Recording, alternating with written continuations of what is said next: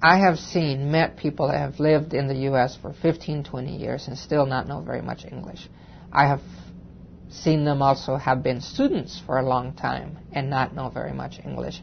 Why? Because often they're not mingling with the general population very much. They're learning English, but only in their home or their children, or it's a very limited contact, and they can take care of their needs without interacting with people. In technology, I think it's the same way. You can provide lessons that close up and just teach them in a very limited way, or you can provide lessons that will help them break from that shell and actually be a participant. So ESL teachers, in a sense, have an obligation to expand the world into more interactivity with regular society, whether it's through technology or with actual lessons that speak to real people that already live in the country.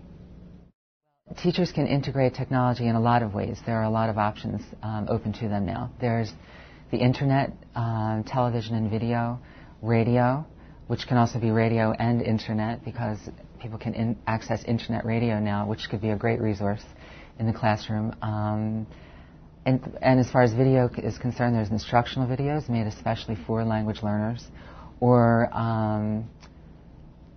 videos of real material, basically video. If you're reviewing idioms, for example, you can have a copy of a TV show that you had seen, in which a lot of the idioms that you're talking about are being used on a contemporary show, like Friends, for example. So there are a lot of different options that a teacher can use in the classroom. I've assigned students to watch a certain thing on TV or give them a video. I've taught courses in which I have videos to check out. They watch it outside of class, and in the classroom, we summarize it. The students come, and I've given them a quiz, a guide sheet for them to be observing something out there that has to do with technology. Bringing it to the classroom, then, all I have to do is review a particular section of the film and not watch the whole thing. I mean, video is technology.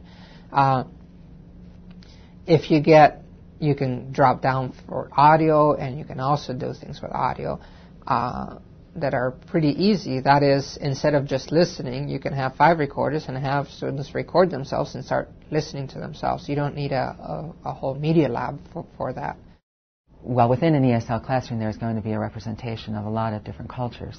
So a way of making a community in the classroom might be that students from different cultures can look up information on the internet about their own country and present it to the other students after they find a few sites about that.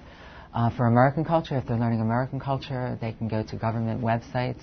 There's a particular website that I know of. It's something like about Ben Franklin's Guide to Government, which is written specifically for, it's actually for high school students or lower levels than that, but it's good to adapt it for ESL purposes because it's written on a level that they can understand.